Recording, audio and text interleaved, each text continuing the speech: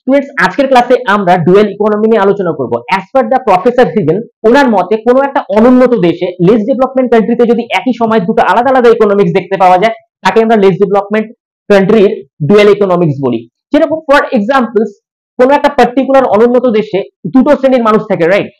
একদল মানুষের হাতে প্রচুর পরিমাণে অর্থ থাকে যারা এক্সপেন্স করতে পারে, তারা তাদের চিলড্রেনকে ইউরোপের কোনো একটা ইউনিভার্সিটিতে লেখাপড়া শেখাতে পারে। তাদের লাইফে যদি কোনো মেডিকেল ইমার্জেন্সিস হয়, কোনো সমস্যাই নেই, তারা যে কোনো লাক্সারি তাদের লাইফে অ্যাড করতে পারে as per the habit of spending.